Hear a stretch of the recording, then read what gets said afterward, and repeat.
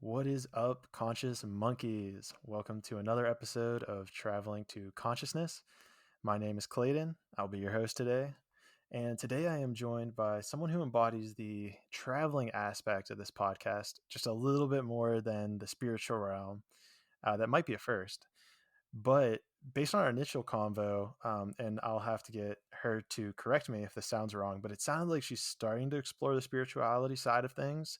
So that could actually be a solid intro for anyone who has come across this podcast and just, is interested or thinks whatever I'm talking about is absolutely crazy. Because if you talked to me 10 years ago, I would have completely agreed with you. um, but she is a photographer. She has spent over 5 years road tripping to national parks in the US, and she is now in the process of creating and directing a documentary about a society of nomads. So, without further ado, I welcome to the show Rachael Galipo. So, welcome, Rachael. Hi, thank you so much for having me. I'm super excited to be here. I'm super excited to have you. And it's quite fascinating because whenever I was in Tustin, if people listen to keep up with this, I was visiting and staying with my aunt and uncle. And my aunt was like, oh, like, there's this chick who I used to work with, her daughter is doing kind of like the nomadic lifestyle that you're doing. Maybe you should reach out to her and see. And, I love my aunt, but I was kind of just like, oh, maybe this is just conversation. That's funny. I mean, I kind of had the same reaction when my mom brought it up. I was like, "Mom, this guy messaged me. I think like you're friends with his aunt. I'll just check it out." And she was like, "Oh my god, yeah." It was really cute. It was super cute. So, but the connection, small world for sure. Right? Yeah. There's everyone out there that you're kind of looking for, just, where to find them kind of thing. It's always amazing when those little things happen, right? Put it out in the world and it comes back. So, starting out the conversation, I always love to start and see where people wanted to be when they first grew up. So, Rachael, what was the first thing that you wanted to be whenever you grew up? Hmm. So when I was super young, we had a dog named Emily. And Emily was one of my best friends. We went everywhere together. Every time I'd walk into the house, she would be there waiting for me, and we'd kind of like wrestle each other on the ground. And she really was never apart from me. So it was, I think I wanted to be a veterinarian, like kind of the classic, like I'm only 10 years old and I love animals and I want to help animals. Um, so yeah, I would have to say a veterinarian at age That's 10. just at age 10. Yeah. Yeah. That was the first time you had that itch of like, all right, I'm going to be a vet. Yeah, 100%. Did you ever like see animals? Like, did something ever happen with Emily where you found yourself wanting to help her, or was it just like an emotional connection to her? Definitely an emotional connection. She was super comforting whenever like I'd lose an ice hockey game or something with school wasn't going well. I felt like I could always talk to her. And then about 2 months before one of the Christmases, I can't exactly like remember when. She developed some rare cancer on her back, and it kind of just like rapidly took over. And I wanted to do everything I could. I went to the vet with her. I was by her side constantly. I'd ask my parents to pull me out of school so I could go to the vet with her. Um, and then, unfortunately, like 3 days before Christmas, she passed away. And that was like one of the most traumatizing experiences for my dad and my mom because 3 days before Christmas, supposed to be like super happy and jolly. And I was down for the count for probably weeks. Damn. Was that whenever, would you have been like 10 in that situation, or was this a little after? Maybe a little after, like maybe 10 or 11 or 12. I can't really remember. But Damn. yeah. Yeah, that'll make the holidays interesting for sure. Yeah, yeah. So my dad kind of said like I will never get a dog again, unfortunately, because Uh, of that. And I feel bad because he loves dogs, but yeah. I mean, that's a hard thing to go through, right? Because you've taken care of this other animal, this other living being, which has a consciousness of its own, and then to I'm sure you saw it in pain, and then it hurts you, and it kind of has that cascade effect where you're like, well, was this even worth it? Yeah.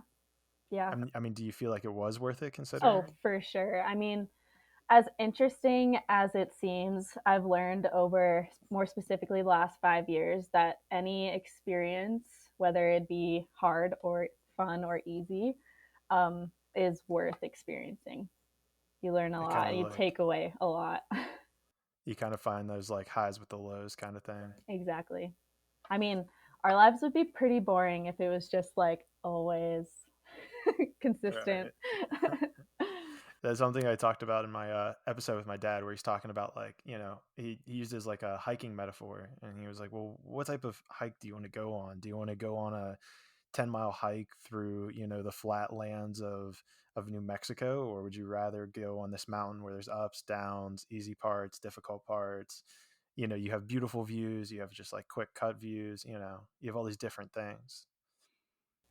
Yeah, I think it's super important to like be able to say you're on like a 10-mile hike, the fact that you're able to experience so many different parts of terrain, so many different climates, if you're in the right place, of course. But it's just awesome to be able to experience many different things all at once. Have you, and I guess this kind of, maybe we're jumping ahead of it, I don't know, but we're going to jump on it now. That's fine. Uh, were you, so like in your traveling experiences, I guess you probably saw all the different climates, all the different weathers, all the different terrains of the United States had to offer. Mm-hmm. Yeah. A little, I guess, like a little background from my end is I grew up in a small town in New Jersey. My family is very into sports and like kind of, get a good education, money, um, happiness, and things that I do appreciate, but I always felt like there's a little bit more. So I pretty much after I graduated college, um, I moved into a van and I lived in that van for about like 4.5 years. And I basically started in New Jersey, went up into Vermont, then did a drive, I think for like 3 days. My partner and I at the time did 8-hour shifts because we had like a fully kitted van. So we had a bed in the back, a kitchen, like a little living area. So we rotate every 8 hours, and then we finally got to Penticton, BC. Really good climbing there, and that's kind of when I started to see a difference in climates because I mean, Canada just has so much to offer. And I was like, basically, we went from just road for so long, flatland road. And then we entered beautiful BC where you just have like a range of different areas. You have mountains, you do have flatland, you do have dry climates. Um, and then I started to go down into Smith Rock, which is another high desert, but it's completely different from where we just were. Um, and then we went down into California and Utah and Arizona, a little bit of Colorado. So yeah, I've been definitely lucky enough for the last 4.5 years to experience many different areas and landscapes and This is climates and weathers. That's awesome. Yeah, you got to see it all. And as you were talking there, I kind of realized I feel like I put maybe the cart before the horse a little bit.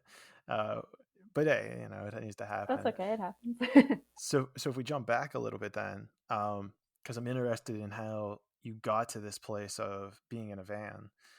So let's unpack your history a little bit more. Where so you wanted to be a vet, and then did that kind of carry you through middle school into high school, or how did kind of that evolution evolve?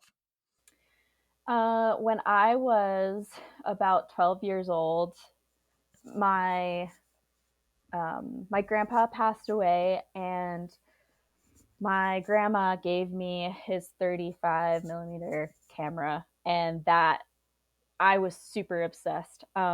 Just like Emily was the thing that was always next to me consistently, that camera turned into something that was never out of my sight. I think I would shoot 2 to 3 rolls a week. I remember my mom having a conversation with me. Film wasn't as expensive when I was 12 years old, um, but spending money on film and then getting it developed every day was not something that could continue on. Our basement just started to like stack up with film and prints, and she's like, I love this, can we slow down just a little bit? It's like, okay, okay. Um, Well, so real quick, what made you so attracted to photography? Was it that this camera had an emotional tie to your grandfather, or were you just infatuated with? Um, I guess maybe I don't want to put words in your mouth, but just what made you so infatuated with taking pictures? as a kid, I played a lot of sports and I found it really hard to express myself. Um, whether that would be through like writing or just school. I love school, but it wasn't top on my list. Um, and then when I found that camera, I started getting really creative. I didn't know I had this creative side until I picked up that camera. I'd ask my friends to come over and I'd set up like a sheet with like duct tape on the corners in my basement and like have weird lights everywhere. I got really into Photoshop and started kind of putting all of what was going on inside of me onto the canvas that was in front of me. And people really started to like it. My art teachers were really encouraging, specifically Mr. Coleman. He, Shout what out, Mr. I know, Coleman. shout out Mr. Coleman. Um, we were doing this like drawing practice or something like that. And I was just not, it wasn't working out for me. And he's like, "Do you have your camera with you?" And I was like, "Yeah, I do." He's like, "Go. I give you a hall pass and you go for the next hour, find things to take pictures of."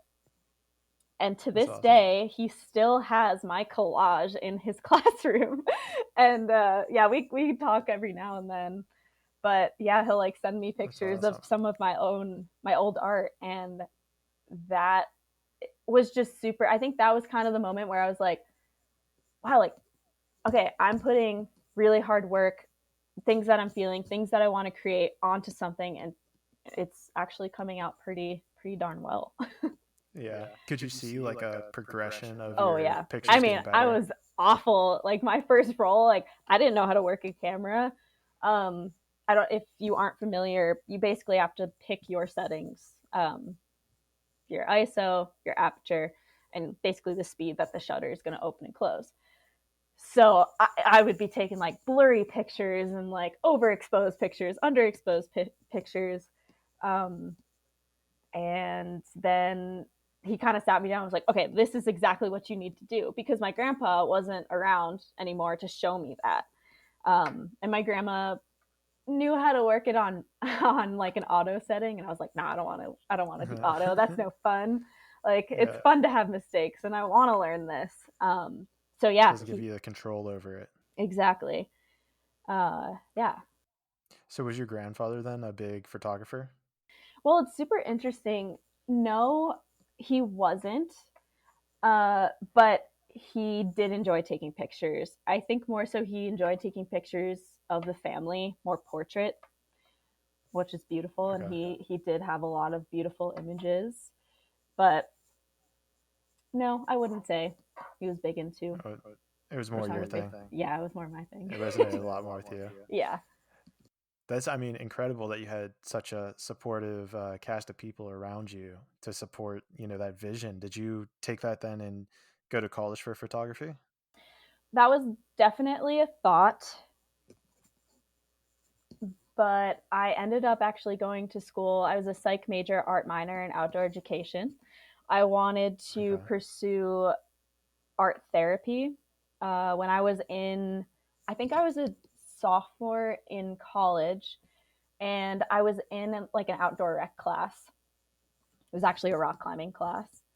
My professor basically expressed that art therapy is cool, and I actually interned at a place. But do you know anything about wilderness therapy? And I can definitely dive into that later. But yeah, so originally it was art therapy, then transitioned into wilderness therapy. Yeah, that's super cool. Let's maybe, because I think this would be a great thing to kind of touch on if we kind of look at it. I mean, I'm going to look at it a lens through a spirituality type of lens, but if you're able to, and maybe let's first dissect what art therapy is, and we'll go through uh, what that is, and then what wilderness is, and then see what the similarities are. So, what would like art therapy essentially be, or what were you trained to do with art therapy? When I interned at this place in New Hampshire, basically art therapy is your way of being able to process and talk about any experience, whether it could be a range of different things, but it's just how you are able to process and feel comfortable processing what you need to process with your therapist. So it would be like in a room with a bunch of art supplies, and the therapist would sit with you. And while you're drawing your experience or expressing how you feel on paper with paints, they would talk to you and like kind of break through different layers of, yeah, whatever you needed to process.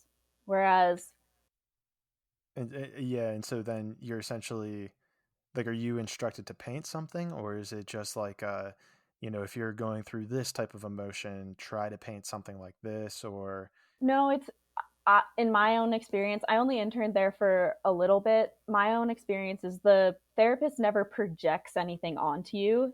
It's you are answering your thoughts, feelings, emotions, your traumas. If you need to get through something onto that piece of paper. And as you are drawing it, the therapist will ask you, so when you drew this, like what were you feeling? Or when you drew this, why did you draw that? But it's so never something that they're projecting onto you. that's super powerful with any type of therapy, right? Is that absence of projection and just holding like a space to explore different ideas. Do you feel like it was kind of like a meditative process of kind of sitting there with your feelings and trying to process them and to let your hand almost just do what it naturally needs to do to express this feeling that you're having and try to get you out of your head? Exactly. That's exactly it. And it's interesting because I felt that way. Like I said, I had a really hard time expressing myself when I was young. And I feel like I developed my own like art therapy through growing up with a camera in hand, always taking pictures, really putting my emotions into my work, which is why I wanted to do it. Which is actually super fascinating you bring that up, right? Because that really is like a meditative thing, right? If you're always looking for something that is in the wild, and I'm no, expert in photography, but my Instagram stories, I'll take pictures of things that like resonate with me, right? That have this feeling of connection almost. And so if you're, taking that to the next level where you find yourself behind the lens and you're adding these different filters, and you were saying like these different apertures and the click speed, you're even getting at it at another level where you're like, well, capturing a more precise emotion almost whenever you press that button. Hmm. Yeah. Yeah. Because, so say I remember one project I did, and basically I was feeling, I'm sure everyone went through an edgy phase in their middle school, high school age. I was so emo. It was like, I was there with you. I oh didn't even know yeah, emo was it. I didn't even know it was called emo. yeah. I hung out at the mall and Hot Topic like constantly, and if you know where my hometown is, there's not many people like that. So I was kind of like a one of a kind person. And yeah, I connected with people, but finding that like one way where I can just do anything and not really care what anyone else thought was so attractive to me. And I honestly didn't even realize that when I was younger. I'm kind of realizing that maybe within the last few years for me. That's awesome. I mean, because that's so huge to find something where you're able to like almost break away from that societal mold and say, no, this is me, this is Rachel.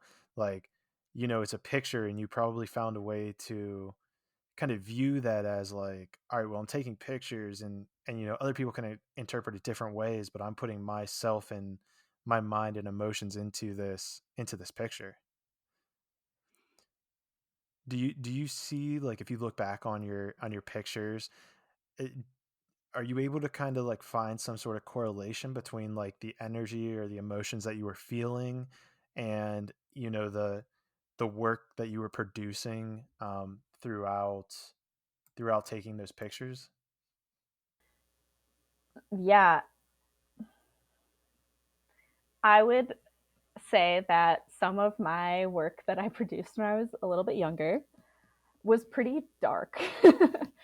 um, I don't know.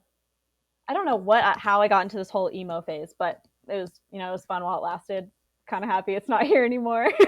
I mean, Blink 182 and Green Day are great bands, so Yeah, that's this is great what you're true. doing there. This is true. And I still listen to all the music. Believe it or not, I still listen to Bring Me the Love it. Horizon, Alisana, like Devils Wear Prada. Oh, thrive. Oh, I okay. Yeah, thrive. you I were was deep in there. I was yeah. deep. I was Okay. deep. I remember my first yeah. mosh pit and everything. Like it was a lot. You were like emo. I was pretty hardcore. None of the surface level. No. I wish I have. I'll have to send you a picture later because it's hilarious. We'll make it your artwork for, when I promote it.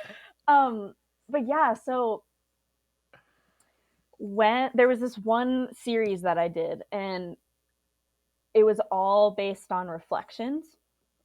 And what I would do is I would set my camera up on a tripod, and I would stand in front of a mirror and do one pose, and then stand in front of the mirror, like somewhere else in the frame, and do another pose.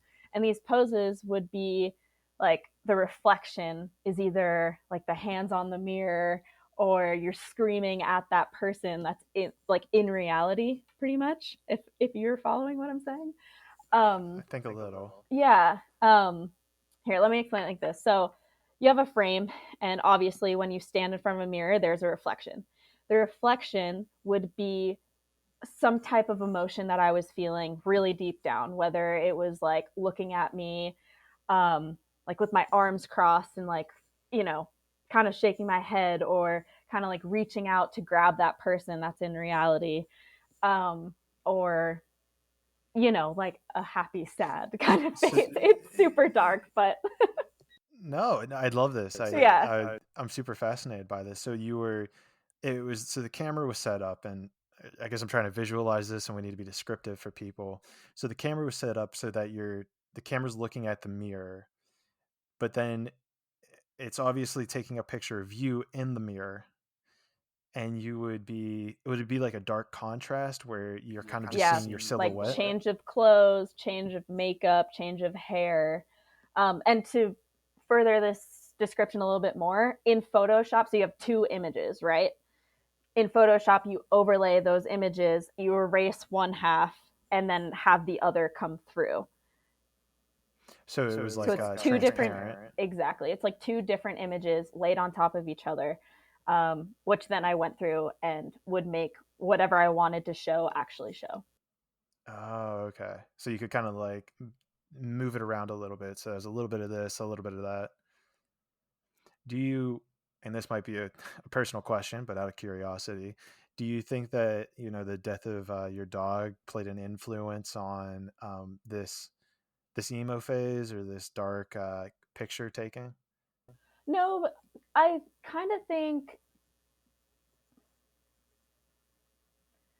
no, I don't think so, because that was maybe a decent like 6 years after. I think I started to kind of go through that phase when I was 16, 17. Okay. You're maybe just more in the exploratory phase of figuring out. Yeah. And I think what it really drew out to be is I always felt deep down inside that there was something else out there for me. And kind of drawing back to my family. My family is incredible. They're extremely supportive. They always have been. They were actually just here this past week, wanting to see where I live now, because I lived in a van for the last 4 years. So they were like, wow, you have a shower? You have a kitchen? Oh my God, this is great. Our Rachel's growing up. Yeah, our Rachel's finally doing it. No, they're so supportive. But deep down, I always felt like there was something else out there for me. Now, this getting into the whole van thing, getting into the outdoors, that wasn't something that my family necessarily showed me. It was more, I just happened to be at the right place at the right time. Someone asked me to go on a hike when I was probably 18. Yeah, 18 then. I fell in love with the outdoors. It took like maybe 30 minutes for me to be like, oh my gosh, what is this? Like, I'm really out here just going on a hike in the woods. Like, I didn't know. Mosh pits. Yeah, there's no mosh pit out here. It's just you. And but outside and nature and smells and feelings and emotions.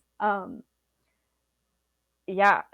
So it's, I think when that moment happened, that's when I kind of latched on to kind of the path that I went on, going to school in New Hampshire, going to New Zealand for 6 months, meeting a guy who lived in a van who was like doing his job out of the van. I think he was a freelance writer.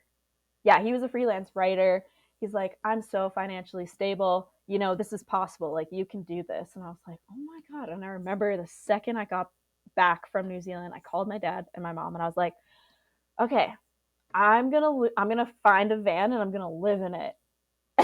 My dad's like, ha, so funny. And I was like, no, but actually, I'm going to do this. Um, and yeah, that's kind of like where I realized that whatever I was trying to find, like that one thing that was inside of me from when I was really young to that moment, yeah, just kind of sprouted out. And now it's become my life. Which could you summarize that one thing that became your life as connecting with nature? The one thing that I was looking for or felt like was inside of me that I didn't have when I was growing up, I'd finally found, yeah, a connection to nature, a connection to, honestly, I'm addicted to new experiences, like pretty heavily. I'll get an idea It's in a my good head and I'll addiction. just, yeah, I mean, good addiction for sure. Like my mom Yeah. literally said this last night when we were out to dinner. She basically said, you know what's one thing I really appreciate that you do? I was like, oh, what? Like, I don't know. I have a bathroom now. And she said, whatever you have a thought, and it's not that you do it off of like a I'm gonna just do this, like put my mind to it and do it. I think about something, I sit with it, I make sure that it's something I want to do, and then I just do it. Uh, like I went to New Zealand by myself, like with a program, but I actually wanted to make sure I didn't. I like went out of my way to make sure I didn't know anyone in the program. Yeah. Just because I don't know, like I love meeting new people and I love pushing, beyond what I Pushing the boundaries, exactly. Um, so learning more yeah, about yourself. exactly. And so this, I think, is an interesting segue into the nature therapy. We got a little bit off, but on tangent. I love it though. I Sorry, absolutely love. I tend No, to do no, no, that. no, no. No, I love it. Don't, no apologies. I just want to wrap it back then, and because we were talking about art therapy, and so then how, what exactly? Let's start off with what is nature therapy then? Yeah, wilderness therapy is essentially you join a program and we strip away all of life's distractions. So, whether that's a phone, a computer, work life, any kind of drugs, alcohol, sexual abuse, family trauma, pretty much everything, you go into the wilderness with nothing you came in with.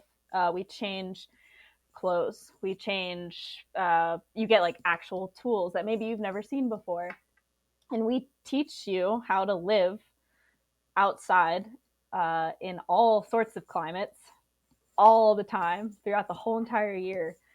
Basically, like basic survival skills. We teach you how to put up a tarp. We teach you how to tie knots. We teach you how to make a fire with a rock and a bow. Um, we teach you how to cook because some of these people have never experienced that before. And then at like pretty much 2 to 3 times a week, the therapist will come out and you have one-on-one sessions. And the coolest part about that is that you're outside with nature processing what you need to process.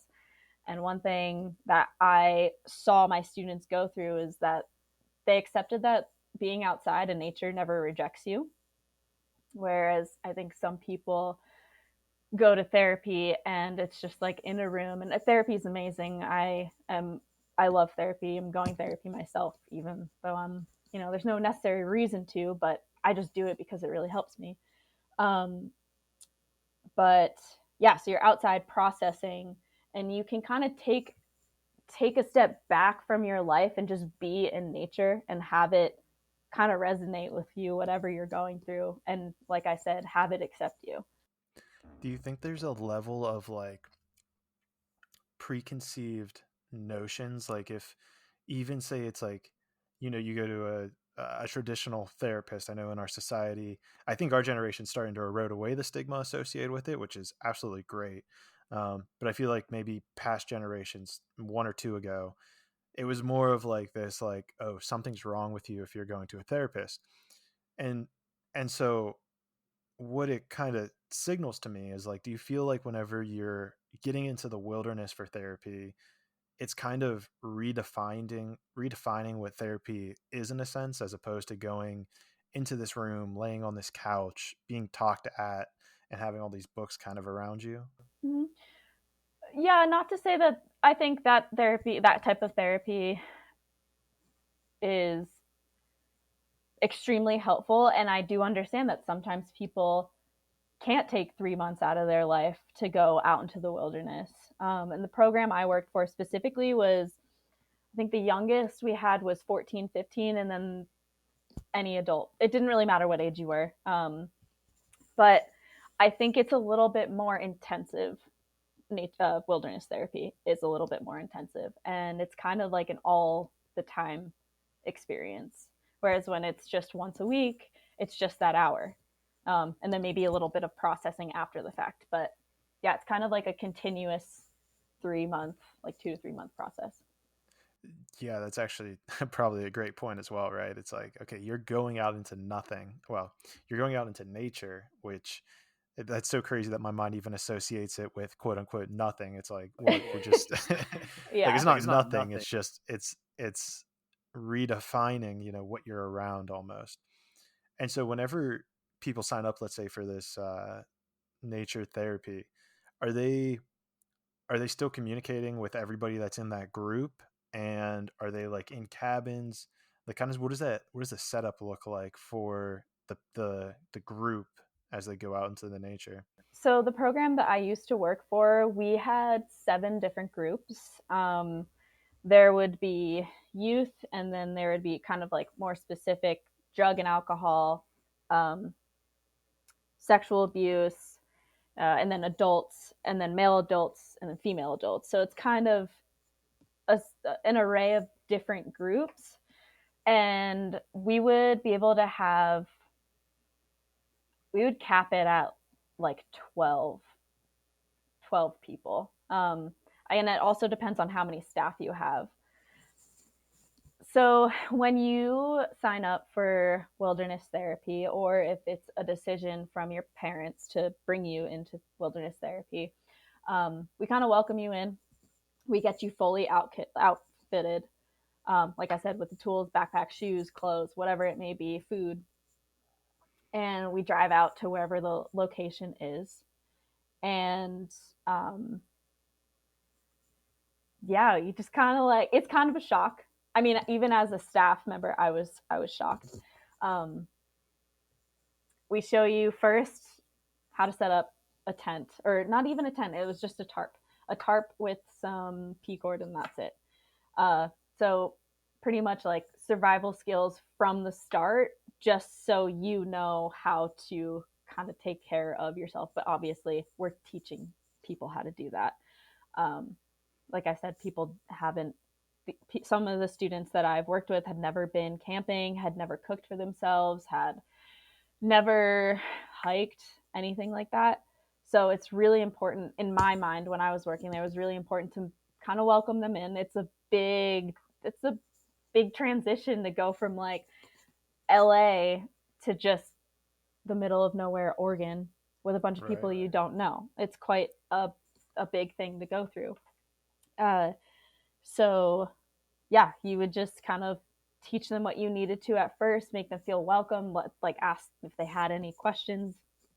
You could definitely answer it if it was appropriate. Um, and yeah, so you asked if there was cabins. No cabins. You're just under a tarp. We'd make a lot of A-frames were my favorite, but the kids kind of would get creative, kind of make like little forts if they wanted to. But you have to kind of keep in mind that if it rains, is your shelter going to be dry? Are your shoes going to be dry? Is your backpack going to be dry? When you're sleeping, is like your sleeping pad or your sleeping bag going to be wet? Like you have to kind of let them know all of it up front, So then they think about it and then they learn. And yes, a lot of mistakes are made at first, but that's why we have so many staff out there to kind of guide them through it. It's pretty cool. And I assume you're not going to be able to take, I would assume, food for 3 months. Is there an element of hunting with this as well? No, no, we would have every day we have someone drop off whatever Okay. we would need. There's like a lot of communications that the staff have to do every day, multiple times a day, because obviously, like, it's a big deal being a few miles out in nature with a group of people. So we would regularly have food brought to us. Okay. It's a good thing to make sure you guys are well fed and Yeah, yeah, because hydrated. we're moving a lot. We would hike every other day to new locations, and like Oh wow. the navigation part of it. If the students were really inclined, well, we would teach them how to use compasses and everything, but the main point for them being there was to just be there.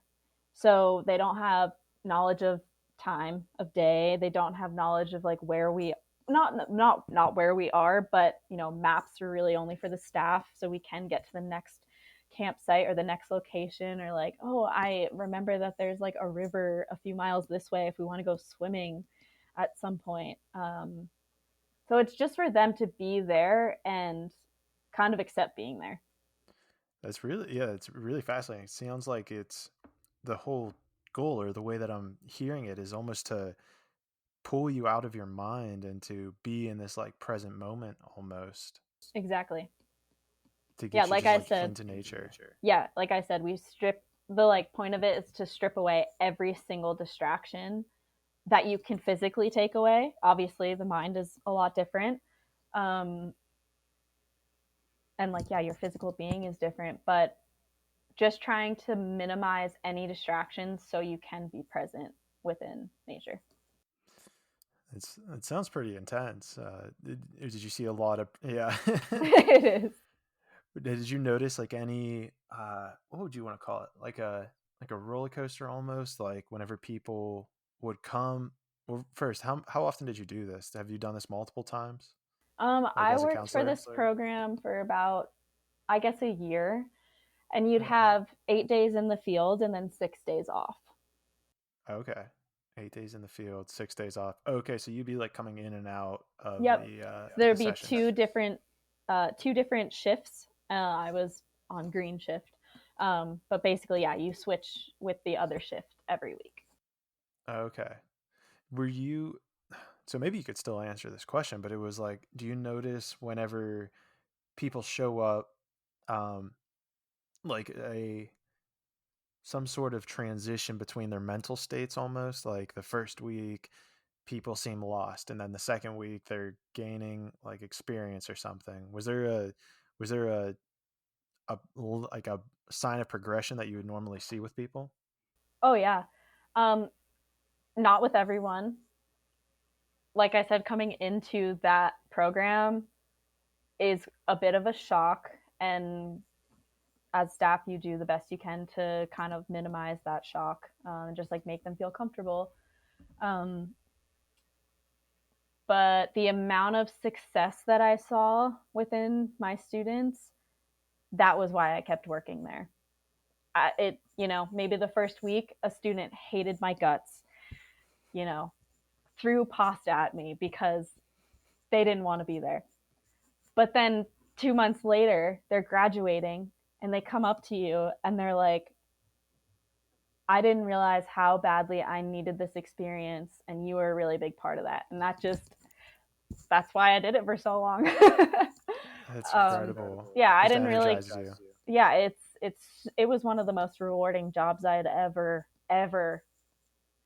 been a part of. I could tell.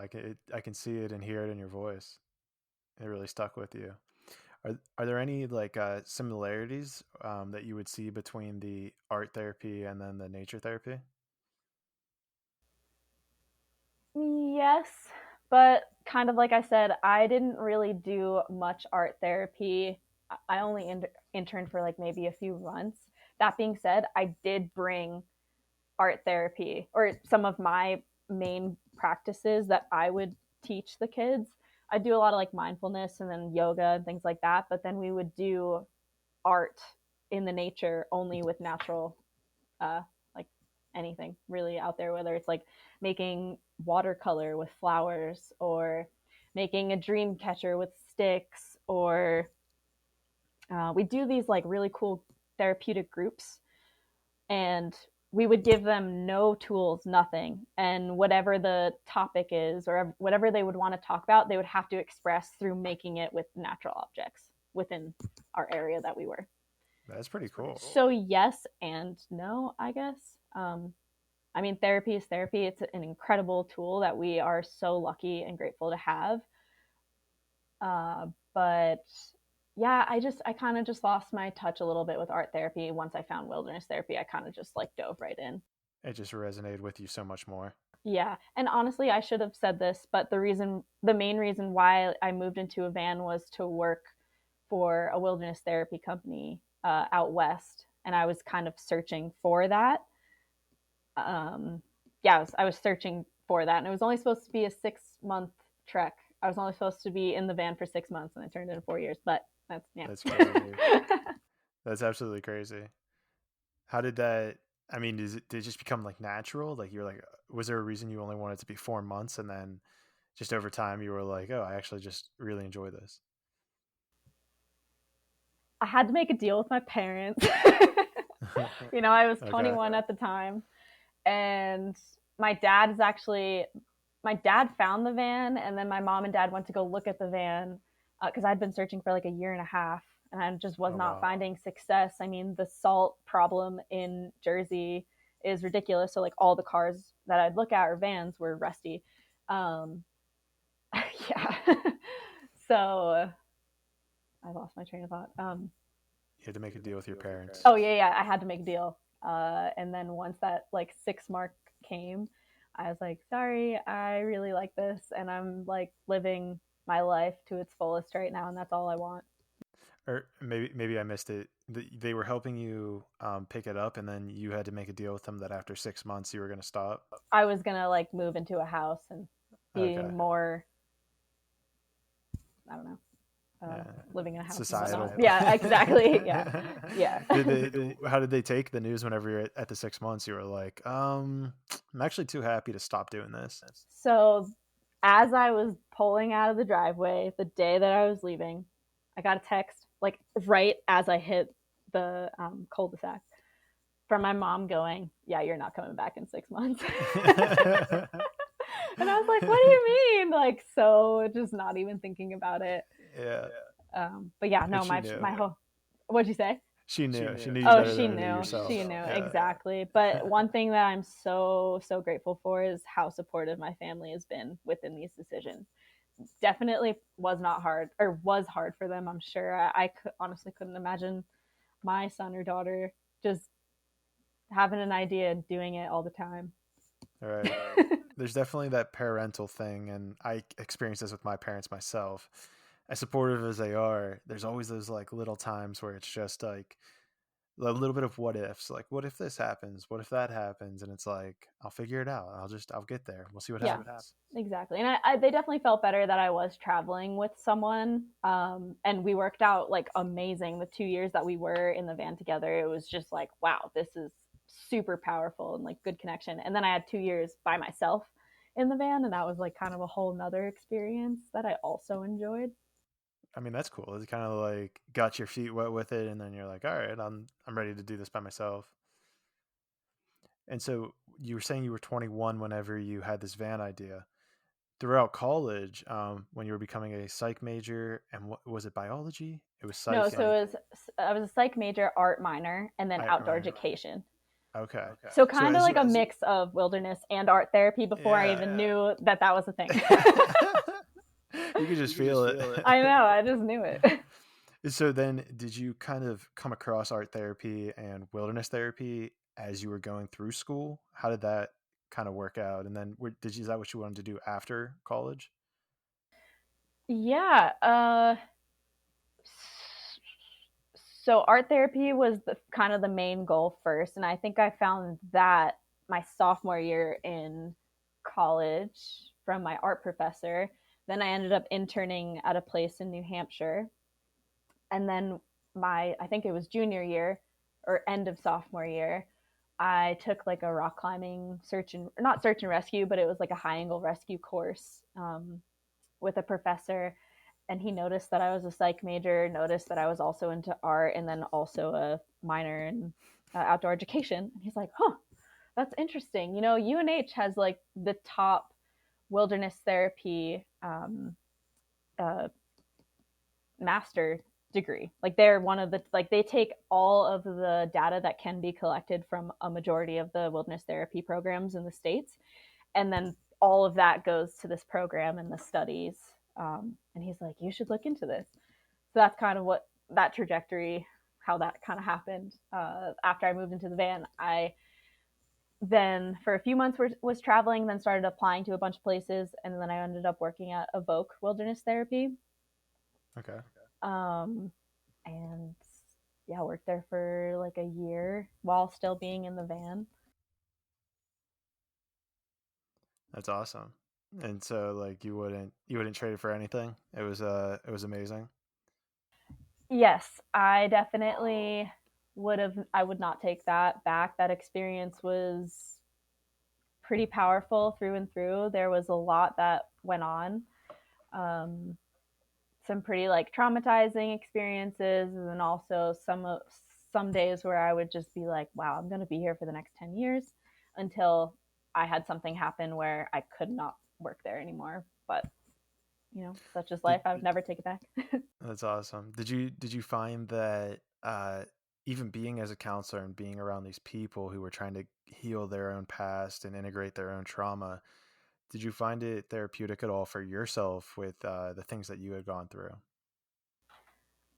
It's quite interesting to be a guide to youth per se, because you would see a lot of, or in my experience, like I would see a lot of myself in some of my students and like, wow, yeah, I remember when I used to think like that, or I remember when I used to act like that. And you just kind of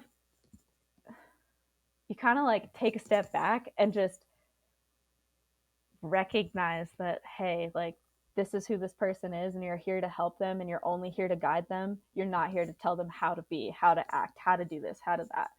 Whereas I didn't really have that growing up, or I guess maybe to a certain extent I did, because my parents were showing me, that school was super important and education super important, and then you go to college and you get a degree and then you get a good job, and I just kind of knew that there was something else I needed to do before maybe I do that.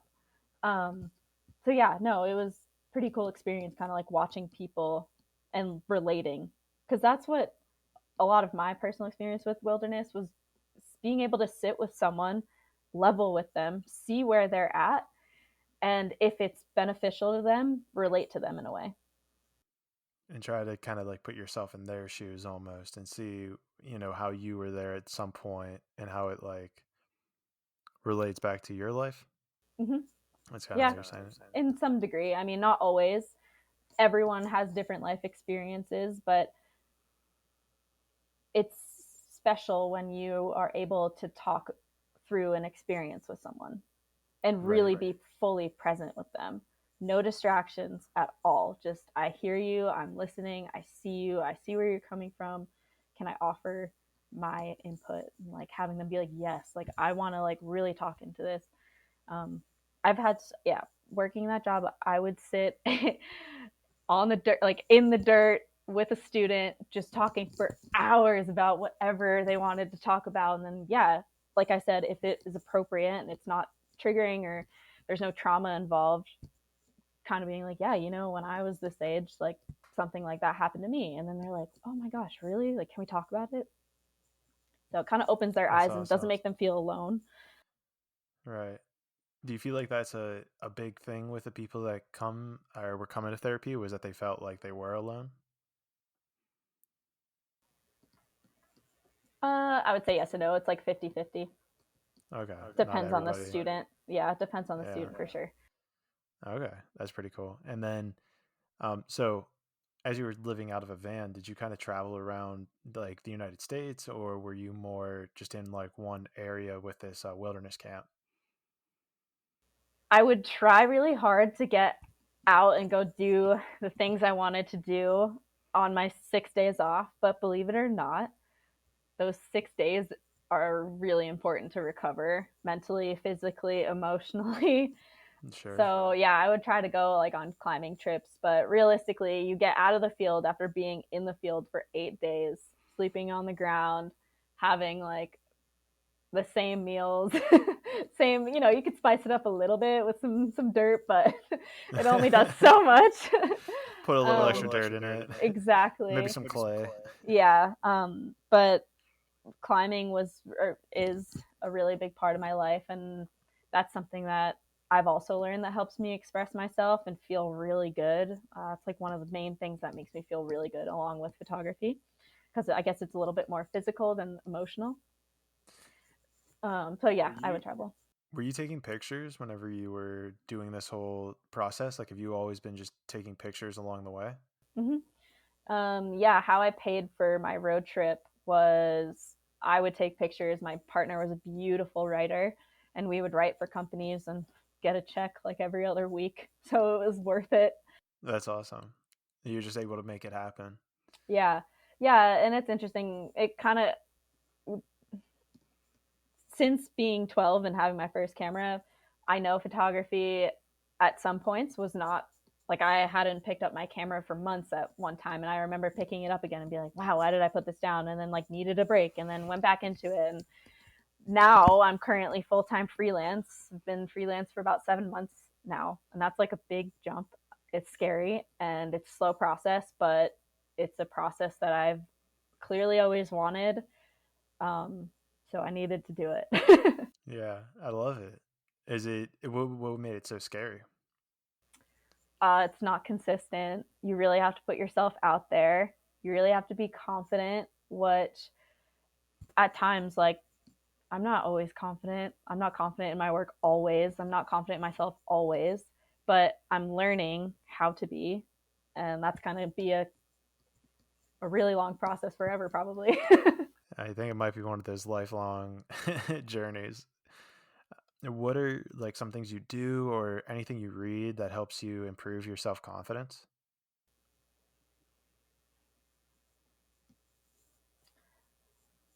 I'm someone who needs to be like physical every single day. So whether it's a run or just going to the gym or if I'm like on a job and shoots are from like 6 a.m. to like midnight, and then you gotta like do all the things on the computer, you gotta back everything up, you gotta edit some, you have to have things done by the next morning. There's no time to work out. So whether it's like running down the hall in the in the hotels or just like something like quick that I just need to like burst out, basically just move, it gets like my endorphins up, I sweat a little, it moves all the things inside, kind of. It's kind of Yeah. weird, but I if I don't work out or if I feel like I need to work out and I don't, like that's when I start to kind of feel not as confident. Um, and then also passion projects are a big confidence booster. I just did this passion project in New York with a large format camera, which is the one that I have is a 4x5. So the slides and the film's about maybe that big. And it's like the full on accordion camera. My uncle used to work for the New York Times, and before he passed away, he gave me that camera. And I haven't Very had a cool. like perfect time to use it. So I basically was visiting a friend in New York, and our shoot fell through that we were supposed to be on. I was like, well, hey, I have this camera. Like, what are we gonna just like sit around and do nothing? Like, no, I'm in the city. Like, I'm not a city girl, so I'm gonna like Yeah. city it up. So I went to Washington Square Park and just took a moment to find people who were willing to talk to me, step into their reality, get to know them, um, and then take their picture however they wanted it to be taken, whether it was skateboarding or just sitting on a bench or like hanging out with a friend. Um, and that having passion projects continuously kind of boosts my confidence for sure. You said that you would take you would talk to them before taking their picture. Do you feel like that made the photo better in some way? Oh, for sure. The camera itself is pretty attractive. It's a large format film camera that you would see, you know, photojournalism or photojournalists use. Like it's huge. It could extend out to like this big. It's like a massive box. The thing that I have to carry it in doesn't have wheels, so it's like a massive 30-pound briefcase that I'm like walking around with. People are like, "What is going on?" And I pull Jeez. out this big tripod and then this massive camera, and I like have to go underneath the cloth to get the like focus. Uh, It's like that it's like kind of one of those camera. super traditional, like you would see it when they probably just started making cameras. Do you have to like hold do you have to like hold a light that it would like You flash know, out you too? could. I don't have that light. I'm sure No. my cousin definitely has some of my uncle's lights and old cameras and things like that. But yeah, Oh man. the camera itself brought the attention, and then I was just the vocal part of it. So I'd go Gotcha. up and be like, "Hey, I haven't used this camera before. It was my uncle's. He worked for the New York Times, and it's like a really cool place to be here in the city using the camera that he used to use around these parts. Can I get to know you for a second? Can I then take your picture?" And they'd be like, "Oh my gosh, yeah." And then they'd tell me about their life a little bit. And then, they'd ask for me. And I was like, no, no, no, this isn't about me. It's like, I want to know you. Like, this is for you. And then I want to Yeah, take your portrait. Um, yeah. that's cool. Do you feel like getting to know them kind of like maybe my first thought is to say like to bring out the best picture in them? I was blown away with the pictures I got of people because I didn't even know if there was light leaks. Like I wasn't sure. I could just be easily throwing away $500 because the camera doesn't actually work. Um, but I was willing to do it, and I was extremely excited about it. Um, so yeah, I guess to some extent it may have been, I didn't follow up, but it may have been cool that I just picked people out at a really busy park on a Wednesday afternoon and was like, I want to take your picture. I want to get to know you. I want to see, like I can see you, but can I actually see you? Kind of thing. Right. Yeah. Right. No, I get where you're going with that. We the listeners will understand too. We go pretty deep. Yeah. I Good. see you, but do I see you? Exactly. Yeah. Yeah. Yeah. What would draw you to people? Like how would you end up picking certain people out of a crowd as opposed to other people? Yeah. I feel like I have a really good sense of reading people's energy. Um, I think over the last now probably 3 years, that's one thing that I've focused on. And whether it would be someone just like reading a book or, like I said, skateboarding, just sitting, I just like look around and it was such a crazy cool experience because you have so many people just like flying by on bikes and like painting or having like a women's group with their shirts off in the middle of the park. Like there was just so much activity.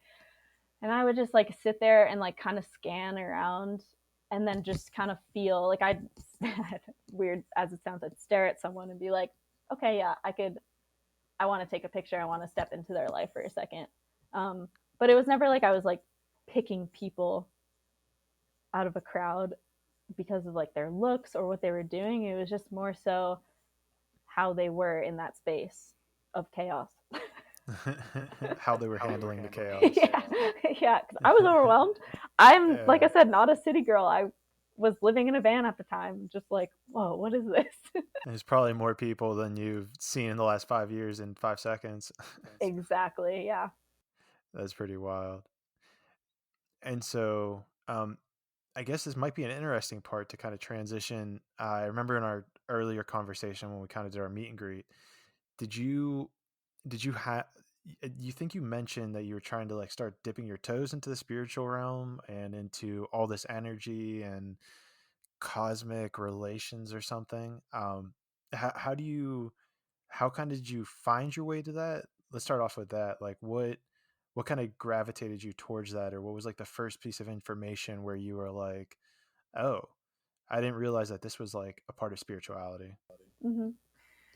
So I kind of talked about wilderness therapy and how unfortunately I was no longer, there was like a specific time where a specific event where I could no longer be in that environment. And I don't know if like you have to say that, but this is like pretty sensitive topic.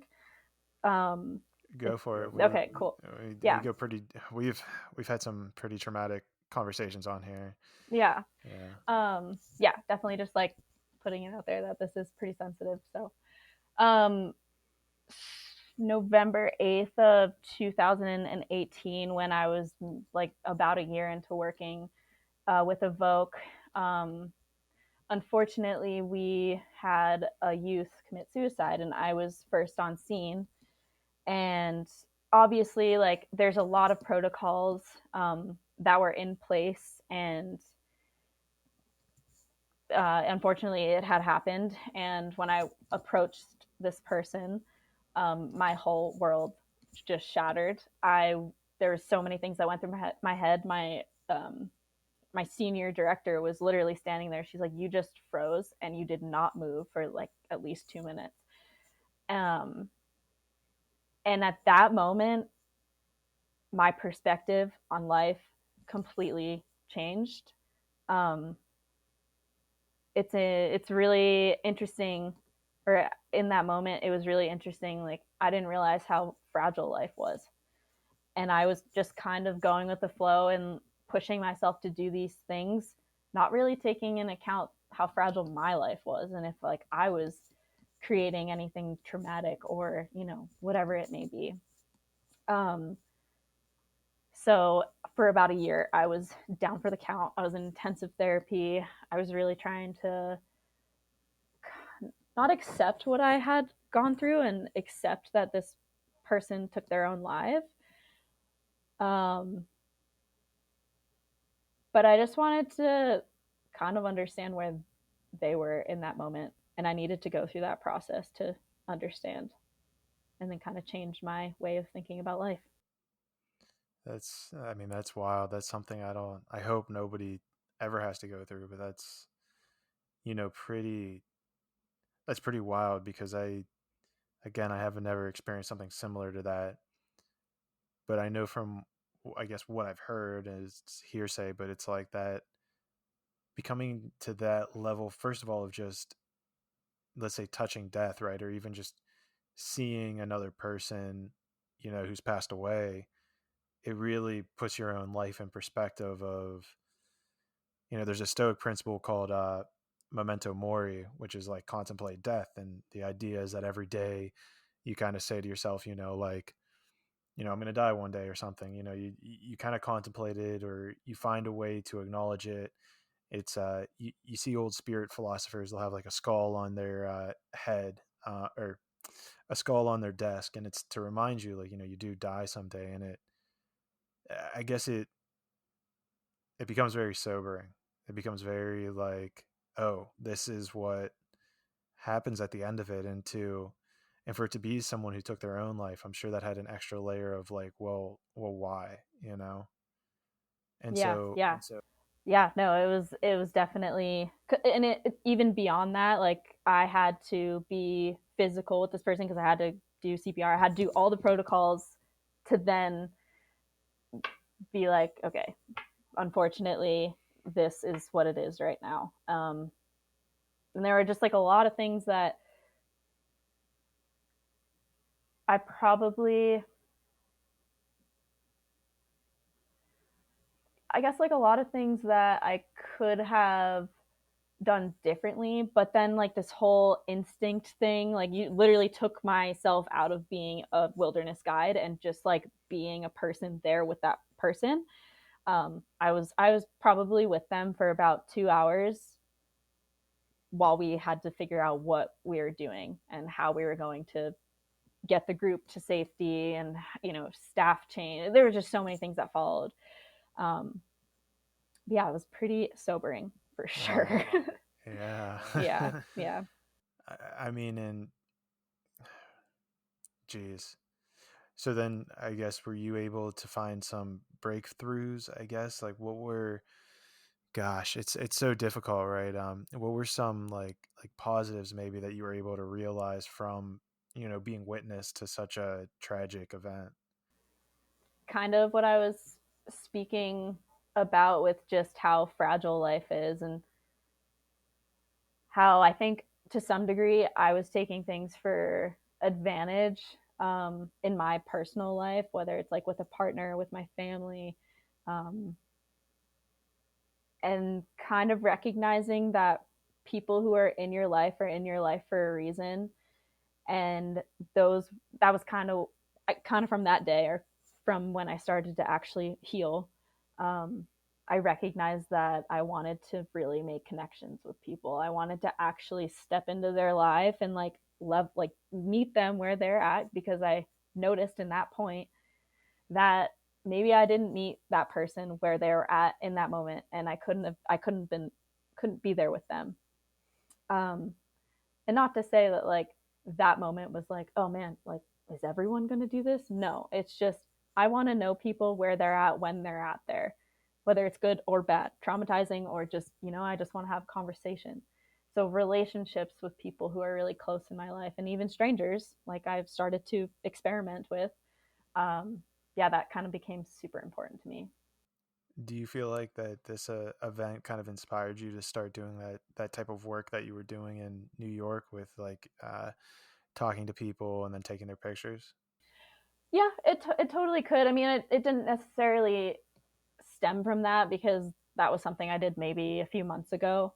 But along my living in a van, shortly after that, I had broken up with my partner, so then that meant I was in the van alone, and that kind of pushed me to really branch out to people, strangers, out at the crag, or um, in like a supermarket, like really random places, just really being with people and not just kind of being surface level with anyone.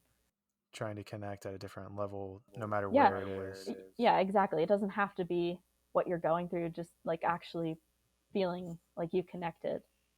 Yeah, like there was some sort of human, some sort of human like emotion or connection that occurred. And I remember I was kind of going through it, not nearly as tragic, but a situation where I realized that I was a little bit more what would be like brash. Is brash the word?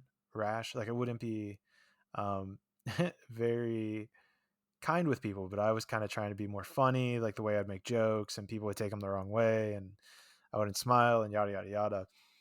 And I remember making it a point, and I probably did this for a couple months, where it was like anytime I would check out at like a counter, my whole goal was to get the other person to laugh before I was finished paying for whatever I was buying.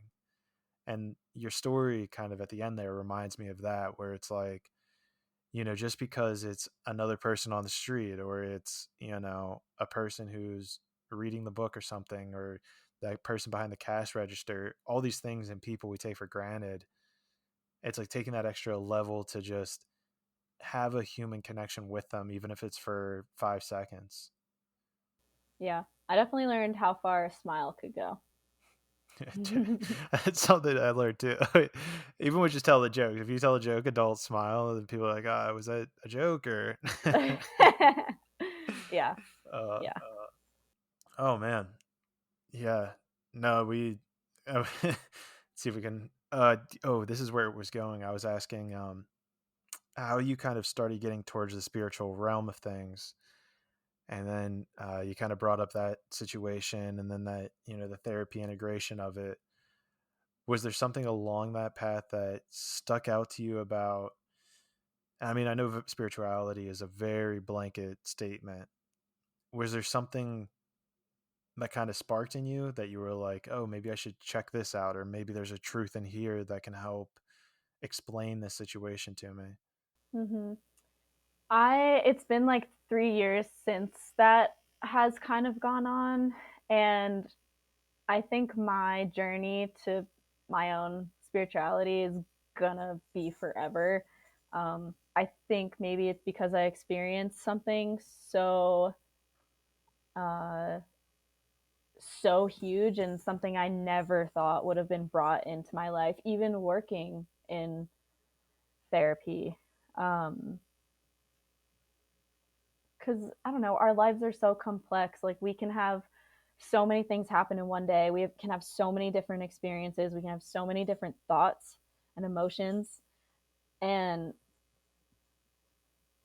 really, I'm just on like some kind of path to be grounded with myself a little bit more because I think I kind of lost that after that had happened to me. Um, but I've started experiencing a little bit with like microdosing, and I think microdosing for me has allowed me. So when that happened, I closed. I completely everything just I was not human. I had no emotions. I had no like anything, Mm-hmm. and yeah, I kind of just realized that maybe there's something that I can do to help me get out of that, like break out of that shell. Um, and yeah, just this summer I started microdosing a little bit, and it's just been really unique to see and feel different things. And then start to like I like write about it too. I'll like okay, so I couldn't get myself to process this one thing that happened to me that day, and then I would microdose and then be like actually be able to think about it. It's super interesting. But on the like spiritual path, I think it'll always be continuous. I don't think I'll be on just like one point, if that makes sense. Oh, it does. I'm still figuring it out, I guess. Oh no, it's I think that's how it starts is you're like, "Oh, I'm just figuring it out." And then you'll figure something out and you'll be like, "Oh, yeah, hell yeah, fuck yeah, I'm there." And then something will occur and you're like, "Oh, that was just a layer."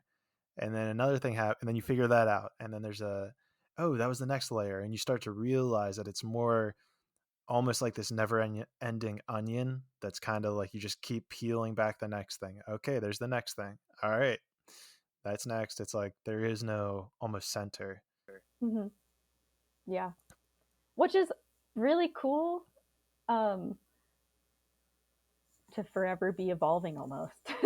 Yeah, it's Definitely on the emotional side of things, the mental side of things. it gets addicting at a certain point. Yeah. Really find your like separation, I guess, between I don't know, separation between your old self, I guess, and your new self and the traveling, the journey of life, you know? Yeah. I mean, if I may ask you, what do you think, like, what is your spiritual journey look like? What does my spiritual journey look like? Yeah. Like, where are you at right now? It's a good question. Somewhere between the beginning and the end. um, I mean, yeah, I guess what I would say is that now, I guess starting off with defining, let's say trauma, I think trauma is probably something that can kind of occur at any point in your life. It's something that you could, either integrate or you could kind of create a new trauma at any point. Um, I think what kind of occurs is that I've started to see it as if your consciousness is this body of water and the shoreline is your like being or who you are today. And we use a rock to represent trauma. It's almost like whenever a traumatic event occurs, this rock drops into this body of water and you go through these waves almost of hitting your shoreline of whatever that trauma was, and they'll pop up in different ways depending on the trauma. um, Things that I've gone through and kind of integrated or healed would be like sexual trauma that I had whenever I was younger. And again, stuff I still feel to today. There's, scarcity around money. Uh, and so what happens is once you have identified what that rock is, and that's the hardest part right there, is to identify that this rock was that trauma. Um, and noticing when those waves come to your shoreline, and the more you can notice them, I believe that the more power you have to kind of minimize them and calm them down. It's almost like a meditation where it's like, okay, like this thing happened again, let me calm it down or even it out. um yeah, and then there are even certain patterns, and this is where it gets pretty trippy.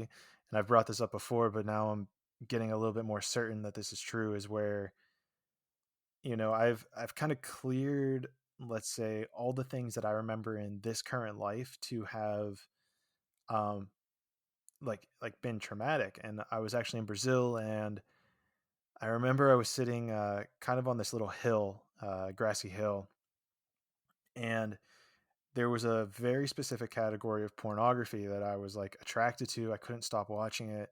And it's like, okay, well, why this like pornography? Like this isn't something, and I'm looking at it through this lens of trauma and healing. And it was like, this category I'd never experienced in my life. I didn't know anybody who ever did it. I never had any physical like representation of this trauma. Well, I looked back and found these things called the Akashic records, which, are you familiar with all at all with those? So, you know, it's this essentially library of knowledge that exists in the eternal plane or the spiritual plane, which holds record of everything that has ever occurred in the history of the universe, and then everything that will happen or could happen in the future of the universe. And I sat down and did this meditation, and the meditation kind of walks you through getting you into a very relaxed place. From a scientific lens, you're essentially lowering your brain waves out of beta and down into like is it theta or gamma, theta or delta? I think theta or delta brain waves. You slow them down, you get into this trance-like place, and it walks you through like, okay, you're entering, this library, and you're like looking around.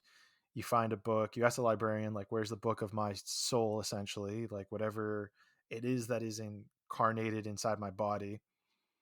And so you go, you pull the book off, and um I basically asked it like, where is this coming from? Like, where is this whole like fantasy of mine stemming from? And like the pages on the book, and I don't know exactly how to explain it, but you've microdosed, so you kind of activate this like third eye within the third eye, essentially. Yeah, where you can like see, but it's not like seeing. Yeah, yeah, You see, but you don't see. yeah, Um, and so the pages of the book like flip open, and I see a guy, being chained. It was like the medieval times. I saw a guy chained to a wall, like a stone wall, and it was kind of like, he's hung there on his knees, and it's crazy because I see it so vividly still. He's on his knees. He's kind of like looking down. He's beaten. Um, his arms are above his head, and these chains are in the wall. And on the table in front of him is his wife, and she's being, brutally, let's say, taken advantage of, to keep it a little bit PC, so we don't feel like we already we already went there, but we're there. I'm trying to keep it light, I guess. No, no, I understand. um and she's being taken advantage of in brutal ways by the guards, I guess, of the whatever palace. And I'm sitting there, and I'm like, okay, well, what the hell happened? Like, why did this occur? The books on the page flip again, and I am now that guy who was sitting there, and somehow it's like a dream. Like, you just intrinsically know like all these background things, and I'm the guy kneeling there before like a king. And the thing that just rushed into my body was that I didn't lie to him, but I didn't tell him the full truth, which blew my mind out of proportion, because that was also something that I was kind of struggling with in my everyday life, was being completely honest with people and not like hiding or like kind of slightly manipulating the truth.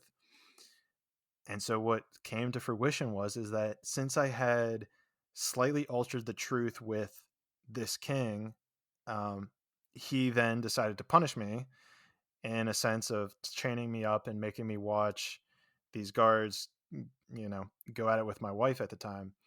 And so whoever's familiar with like kind of childhood trauma, I took it, or childhood healing.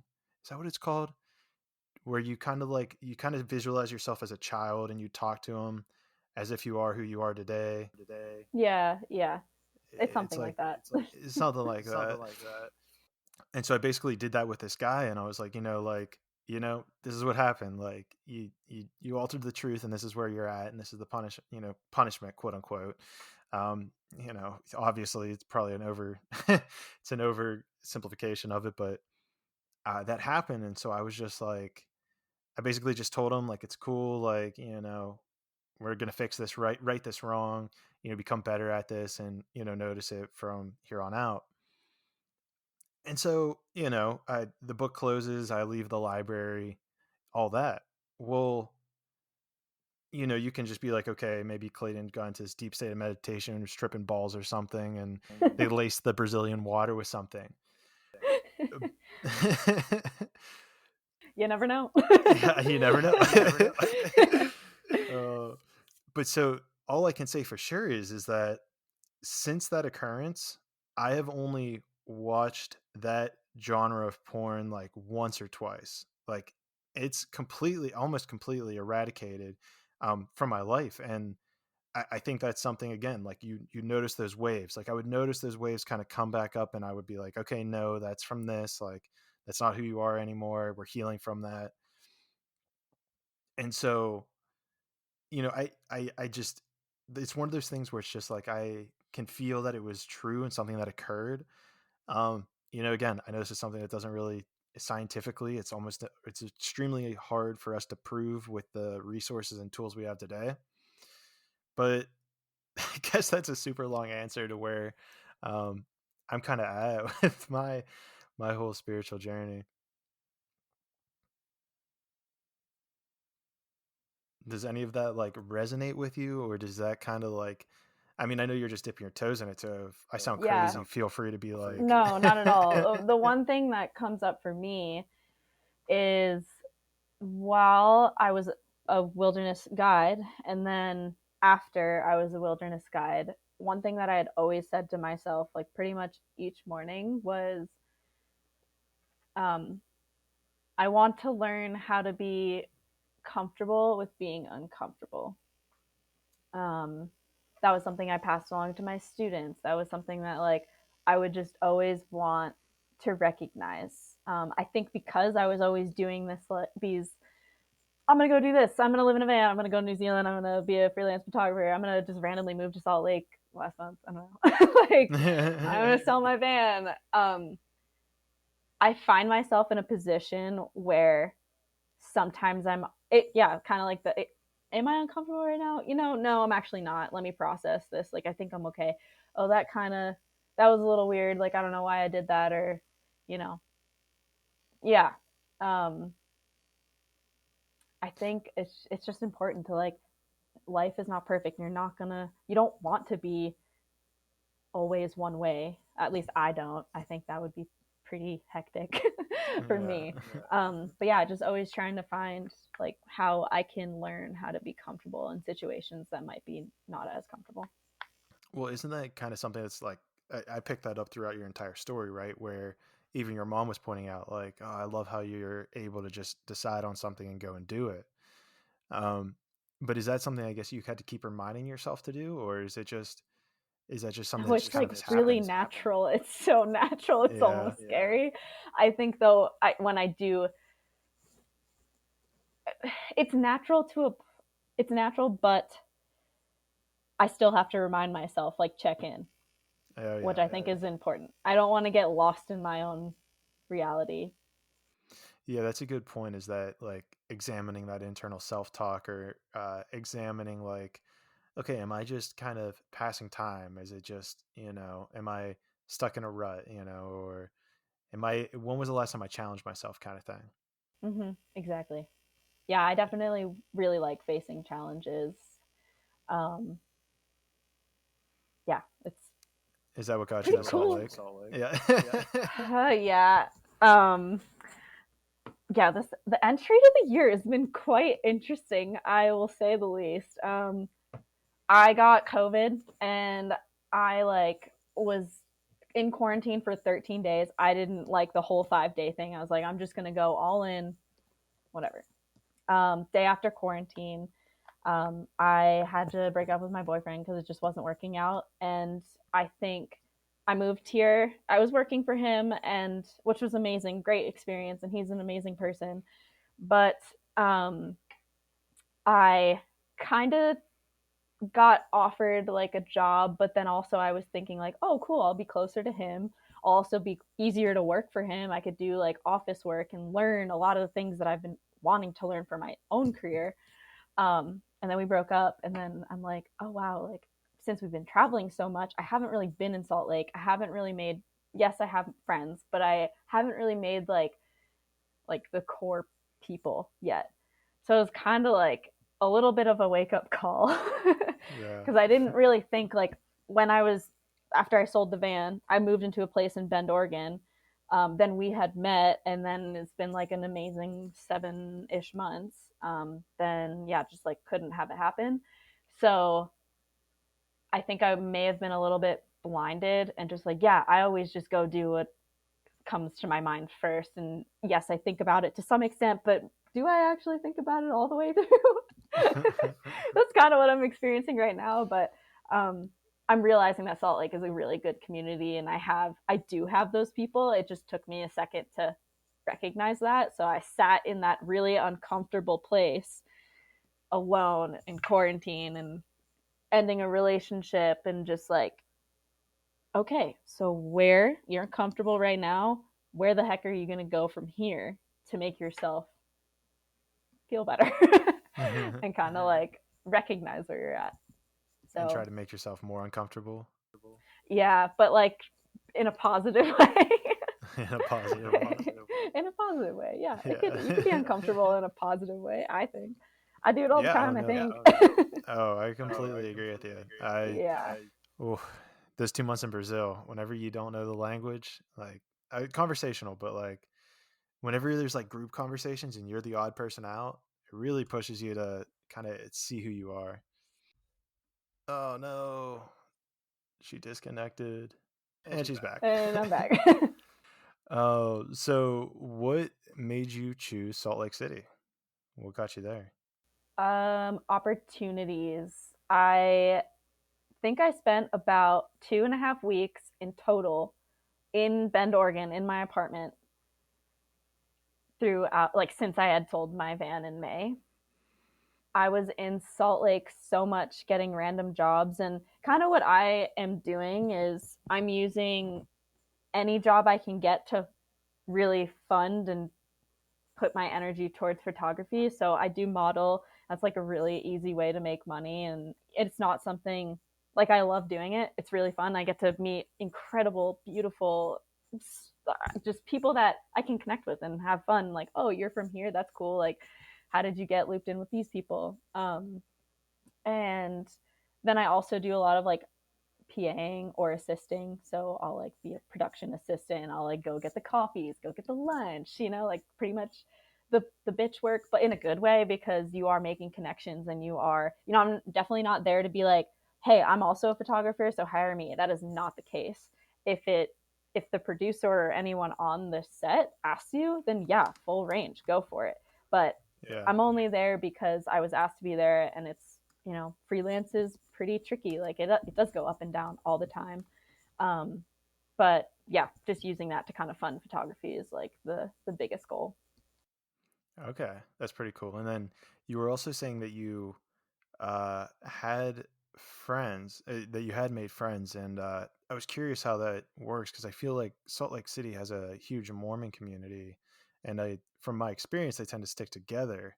Um, Yeah, everyone has this thought about Salt Lake. I did too because I didn't, even when I was in a van, I maybe went to Utah once, never came to Salt Lake.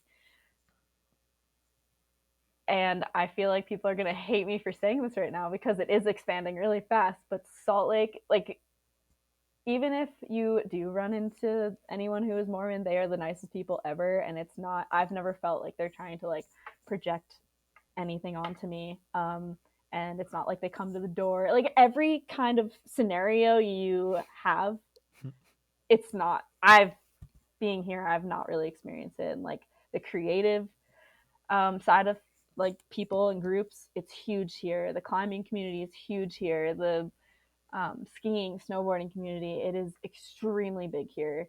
So yeah, is a big like Mormon culture here, but it's not as it's not like what you think it is. Like you can find your tribe in Salt Lake. Yeah. Okay, so maybe that was a misconceived notion that I used to have. Yeah, and this is the thing though. I definitely feel like people from Salt Lake want people to think that. uh, that's clever. So That's actually a smart it move. is. It's a great place. I love it, and Yeah. I'm extremely happy. I mean, very different from Bend, Oregon, but Oh yeah. I love it. And I mean, it's cool because outside of the creative aspect, the physical aspect, within a half an hour radius, you have all of the Wasatch. You have really, you could go anywhere for snowboarding and skiing. And then within like a 2 to 3 hour radius, you have 15 different climbing areas you could go to, no problem. Day That's pretty or epic. weekend, like long weekend kind of thing. Um, yeah, Yeah, because I traveled out there because University of Utah was actually on my final three list for colleges, and so I made a trip out there, and I was absolutely mesmerized by the mountains. Like we visited in the winter, and when you take that plane ride in, it's absolutely incredible how that view and the way it's all sitting at the base of those mountains. mm-hmm. Yeah, Is that part of what drew you out there? yeah, and the people. The people. Um, the people are pretty damn incredible. I think what I'd been looking for so long within people, like actually having real conversations, whether it be, with someone who's a climber or someone who's a director, it just feels real, more real Just feels than more genuine. more genuine and just like, man, you have an idea. Let's like, how can I help? Like, it's like about helping people. And, it is a part of, in my experience, the production world, especially like in photography and like filmmaking, like people want to help people. But here I really feel like people want to help people like pursue their That's dreams. awesome.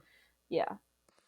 I mean, it seems to be like what the crux of it is, and you grew up in the Northeast, as so did I, and I feel like that's not so much the vibe that I've experienced. You're shaking your head, no, that's not the vibe you've I like experienced to either. think of one thing I typically talk about all the time. I don't know why, but I go to the grocery store in New Jersey.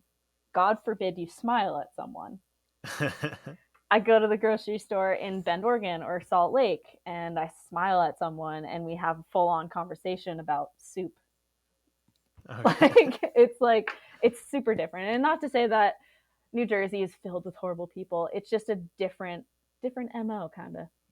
Not as No, open. that's yeah, it's totally like each of these places, and this is something you kind of learn whenever you start to travel, is how all these places have there's just a little bit of a different vibe. Like I know people from New York who when I lived in San Diego for 4 years, San Diego is just so like the smiles, the good vibes, the let's chill. If you're down to chill, we can chill. Like you want to hang out, we can hang out.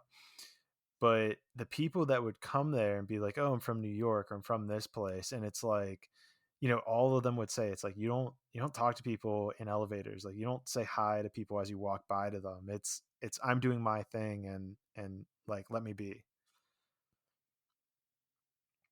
Is really quite an interesting thing. And maybe something to kind of pivot back around to is the microdosing.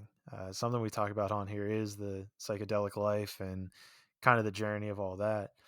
So what was your so I guess have you had many like psychedelic experiences before the Definitely microdosing? with microdosing and then also not microdosing. I've had like maybe three like pretty powerful psychedelic experiences and then just recently I kind of decided like, hey, I'm just gonna like take it a little slower and um, kind of dive into more more about the processing experience. Like I just want to have help processing some of the things that I can't reach, that I feel like I can't reach. And let's like, why not? Let's see if this works. And yeah, I guess on and off been microdosing since summer, maybe. But then it's like tricky because on jobs, I would never. I just don't think it would be smart because I'm like on a really hard job and you're like, no, I'm not trying to process anything right now. I'm just trying to work. Yeah. So it's very like come and go. But yeah, within this past week, kind of like dealing with my breakup and rounding back to the importance of relationships and connections, it's kind of what I've been processing a lot. And if you want an interesting segue here, is like psychedelics have a tendency to connect you to that spiritual essence or that consciousness that it's kind of inhabiting us all. So I find that an interesting corollary just in your speech about, how it connects you. Yeah. And I am, do you know How to Change Your Mind by Michael Pollan? Have you read that? No, no. I've read other books by him, but not that one. Yeah, I'm reading his book right now, and pretty much it's actually sitting under my computer. So it would be lifted a little bit, but basically, it's about like the science of psychedelics and what it teaches us about consciousness, dying, depression, addiction, and transcendence. And Oh, yeah, I it gotta is. write that That down. is I That's the title of it's my amazing. podcast. Yeah, and the book covers like this looking through a window. It's like really really cool. But yeah, I'm just diving into kind of that book because I don't want to just to microdose. I want to know like the history behind it. I want to know other people's experiences. I'm not like willy-nilly doing this. And yeah, I if my mom and dad are listening to this right now, I love you. See, I'm doing it smart. But yeah, I want to know more about it. Because when I was going through therapy, my therapist straight up said to me, I'm going to refer you to a psychiatrist. And the difference between a psychologist and a psychologist is only, they can't prescribe RX or prescription drugs, whereas a psychiatrist can. And if she was telling me that I should go see a psychiatrist, that basically means that she thinks I need to be put on some kind of medication for the depression and anxiety that I was kind of put through. I was like, I drugs, RX prescription drugs, I believe if it is a mind based thing, you can have a different way of helping yourself do that.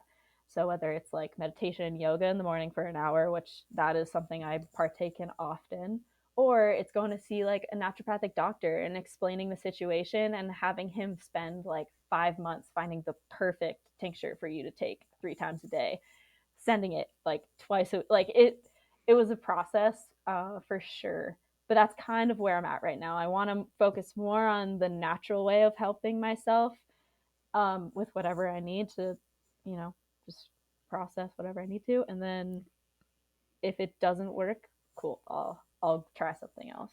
But I that's been mean, like the last three good for years. you. That's That's been the awesome. last 3 years. Yeah. That's awesome.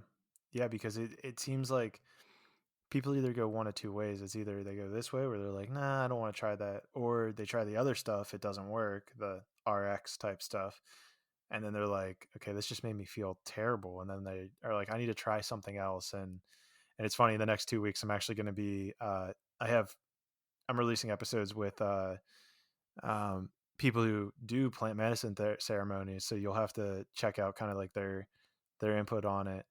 But it's so fascinating how so much of this stuff you can just change with your mind. Like there was a doctor, Dr. Joe Dispenza. Have you heard of him? Okay, so I'll send you a couple books that you should put on your list from him. But his whole story, like he's a chiropractic doctor, but he even got to a place where doctors were like, I forget if it was an accident or some sort of injury, and doctors were telling him he's never going to walk again, like just forget about it, whatever.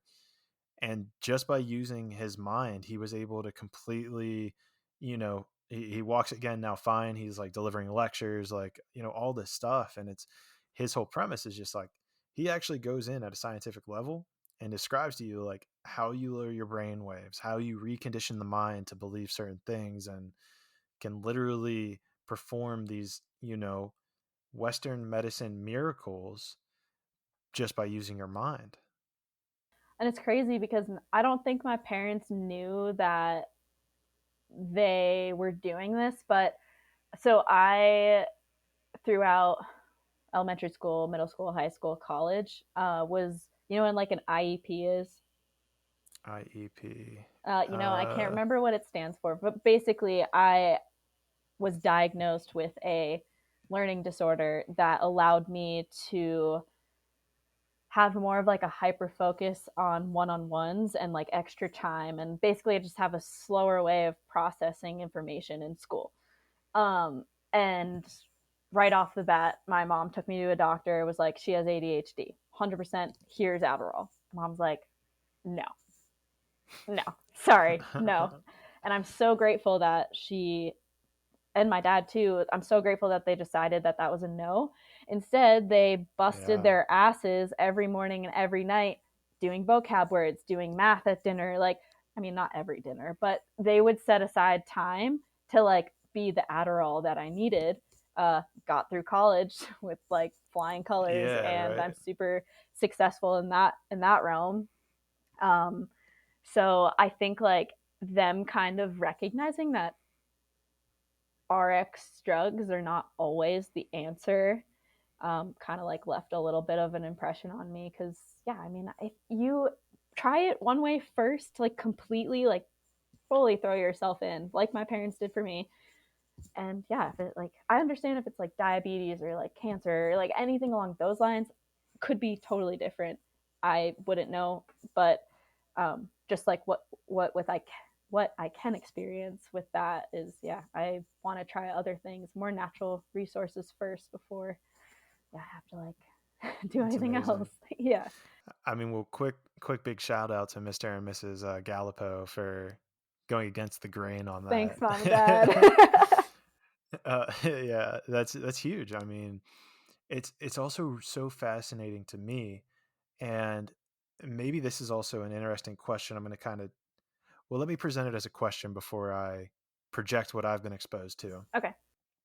Whenever you went from a psychologist to a psychiatrist, and you said they wanted to put you on medication, right?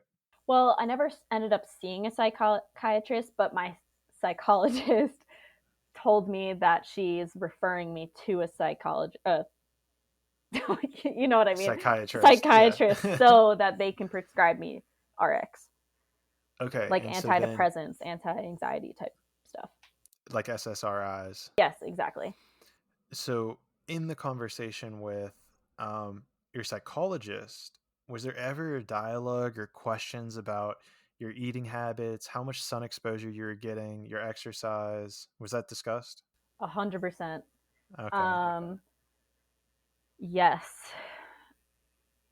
And what's interesting is after, like a week after that event, I went full on vegan, and I was vegan for about fully, like so strict it was almost messed up, for 3.5 years. And now I'm changing my diet a little bit, I guess, or just like eating what I want to eat. If it's like outsourced right, and if I could afford it, and if it's like the right location. Um, but yeah, they had asked me. I ended up getting a blood test at some point because low iron and like low B12 and all these things that you do and can get from, um, like red meat and chicken and eggs and all that stuff can actually negatively impact, well, it does, if you don't take supplements properly like every day, like it's a ritual, which I have a really hard time doing sometimes. um Yeah. it can actually cause like low energy, low mood, kind of like depressive states. I don't know Hmm. if you've ever experienced anything like that, but it Um, it's a thing. it's a thing. It's a I thing. swear. Yeah. um, what I have experienced, and this was something that was brought up on I want to say it was episode 6 with Hannah Olson. She's like a holistic nutritionist. And something she really said that really resonated with me was if you're not eating the right things or you're not getting the right food in you, you're not going to be making the right decisions. And the analogy she made, or metaphor, I can never remember the difference between the two, but the analogy she made was like if you think about it like a parasite, like she was saying that there were parasites that would uh make, what was it? It was something like make rats be attracted to like cat urine, so that way rats would be closer to cats, and then cats would eat the rats, and then the parasite would go onto the rat or onto the cat.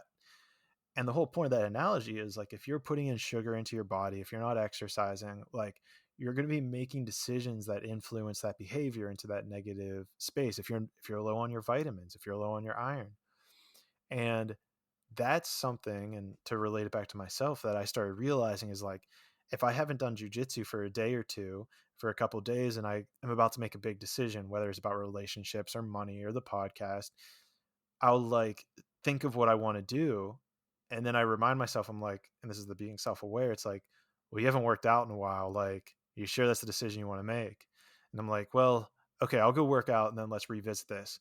And I kid you not, 85, 90% of the time, it's the opposite. It's like, no, you don't want to do that. You The didn't want mind to is do so that. much clearer. Oh, it's And so I can wild. so relate. Yeah. Yeah. Yep. And yeah, and so it's like you need to be, and this is where a question kind of came from, is that like I feel like, or I've been exposed to in Western medicine, we're never really addressing the, okay, how much sun exposure or how much water are you drinking, is it your quality of sleep, what foods are you intaking, are you meditating, are you exercising? And I feel like those go to the wayside, and it's just like, oh, you have these symptoms, well, take this drug and hopefully it doesn't give you 50 of these other symptoms. Yeah. And that's terrifying. That was what terrified me the most. I was like, man, if I'm experiencing this, I could also experience so many other things. I don't really want to do that. Right now, currently, in that moment, my life was really bad. I was in a really dark place, and it was terrifying. For my partner at the time, it was terrifying. It started to infect his life. And I'm like, no, don't want to add anything else to that. It was Right. too scary.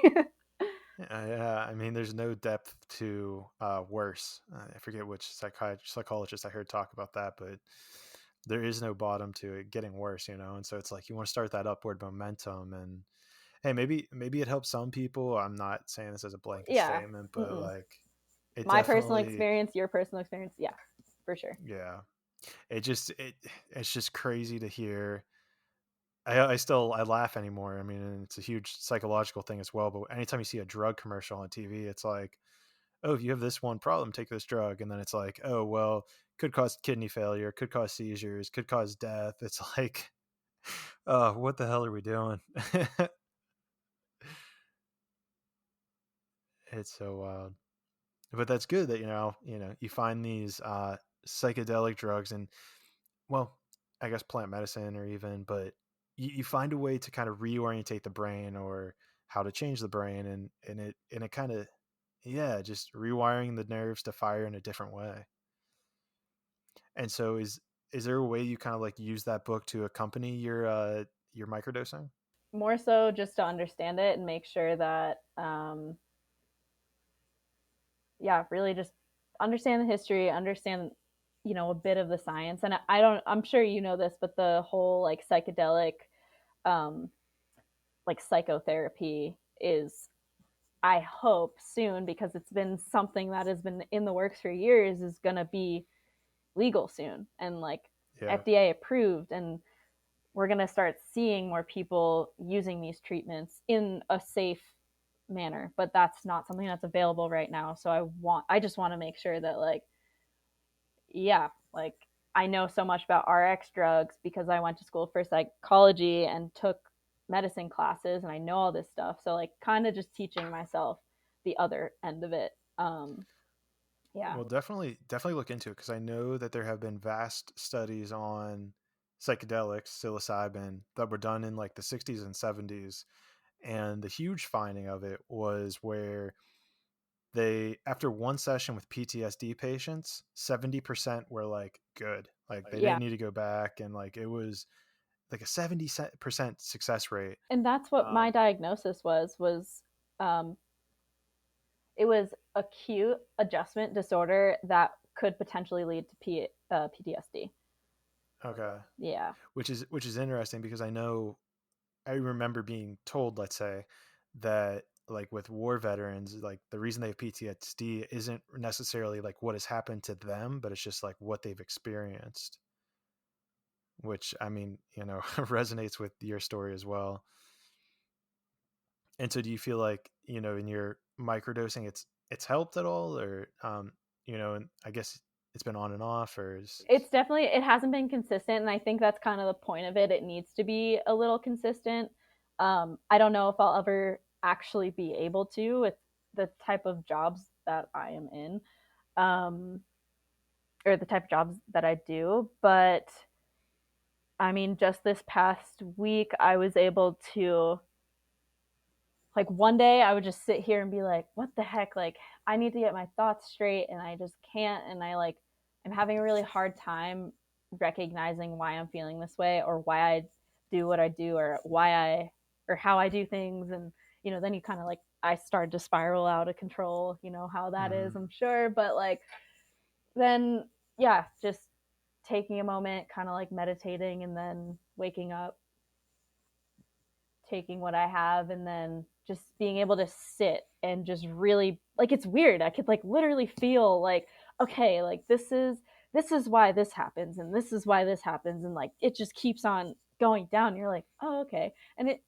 I have been accepting why I think I can process in the way that I do, and why I do things. And I'm okay with that. I think it makes me feel okay with how I need to process things, and why I do what I do, or how I think what I think. Whereas it's when I can't achieve that, I almost like reject it. I'm like, no, it's not because I'm like this, or it's not Yeah. because, yeah, yeah. But yeah, I'm uh, like super intro into it, and um, just kind of figuring it out as it goes. have you ever taken like a microdose in your camera and just go out into the woods for a couple No, hours? no. But there is this. She's a photographer. Her name's Olivia. She lives in Oregon, and she wrote this. Oh, I need to find it because I saw it, and like she did it maybe during the summer or something. But she did like a like ketamine and microdosing therapeutic treatment, and she just had her camera, and she had some of the most unique images, and then she wrote an article about her experience. Um, but yeah, that's definitely something I would be really interested in doing. Next time you see those thoughts spiral, Yeah, I say use this as your sign to go try that out. I will, honestly. That's cool. Um, Sweet. Wow, I'm kind of at a loss for words, or I lost my train of thought. Whew. How are you doing? I'm You good. good? I'm good. Yeah. You're still energized? You're still here? Oh yeah, I'm present. I love it. I actually lost track of how much time is. Oh wow, we're at What are two we at? hours. We're at 2 hours. Yeah. Jeez, jeez. Doesn't feel like it. Does it? Uh, doesn't. They just fly by. Well, I guess it's maybe then the spot to wrap it up. Go take your camera and psilocybin in the woods. Yes, I See should. what that's like. Um, well, thank you for coming on. I would love to leave this open for you. I'm going to grab your links once we get off this chat. I'll grab your links from you, throw it down in the description below. Is there anything that you want to encourage people to do, to talk about, to see anything like? Oh, wait, I introed it. We didn't even talk about it. The documentary. Yeah, that is really in the works right now. Okay, So I don't know if, we'll save it. yeah, maybe we'll save it. All right. Well, we save it as like a teaser for next time you're on. We'll save it for a teaser. Yeah, yeah. All right. We'll bring you back on once it's like done and Yeah. finished and you're ready to like Yeah, let me know. fingers Actually, crossed. let's make that happen right now. Whenever that's done and like you're ready to start promoting it, let me know and I'll bring you back on. Yeah, I have a critical call tomorrow, and that will basically determine whether or not we're going to follow through with it. So we'll Okay. see. All right. Well, I'm gonna put my energy into it Yes, because thank you. I'm already seeing it. I can already see that you're gonna be coming back on Oh, thank once you. that's finished. I see it. I see Thank it. you. Yeah, it'll be cool. It'll be exciting. We'll see. It's all new. It sounds like a great idea, but maybe people are gonna be mad now. No, no. No, it'll be all right. She's gonna be back on, guys. So Yeah. don't worry about it. But what I was getting at is, I'm gonna put your links below. But do you want to share any thoughts with people, any insight, things you would want people to do or question, or even you could wrap it up with the best way to reach you. The floor is yours, whatever you want to tell people. Yeah, I mean, I think something that the last 5 years, and more specifically, the last 3 years, has kind of taught me is really taking time to be present with yourself, whatever that looks like for you, and also allowing space for others. I think it's really important to make deep connections with people, whether, like we kind of talked about, whether it's like a smile in the grocery store or your best friend who needs an hour of your time. Um, that really, really, really means a lot to people, even though they might not recognize it or express it to you. And then, kind of, the last thing I would say is do things that make you feel uncomfortable, because then it allows you to be comfortable with a lot of other things in your life. Super powerful words. Yeah. Well, Rachel, I appreciate you coming on. Mr. and Mrs. Galipo, thank you guys for not putting her on the SSRIs. Yeah. Thanks, Mom and Dad. Might not be having this conversation. No, yeah. Thank you so If much. it, Yeah. I really yeah. appreciate it. So, guys, if Conscious Monkeys, if you guys have any work or photography stuff you want for Rachel, or to go check out her stuff, I'm gonna get her links from her after this. So go check the downloads, or uh, go check the description down below. Go check the downloads. Maybe it is good we're wrapping this up. No, yeah. I appreciate you guys being here. Appreciate you making it to here. If you know anybody that's going through similar stuff, maybe that Rachel went through or what she's doing, I highly encourage you share this with people. I feel like that's the way this all happens, right? That's how you help people, is by being vulnerable. And I appreciate Rachel being as vulnerable as she was. I know it's going to help at least one person, and I feel like that's the whole point of this all. So with that being said, let's grow together. Yeah.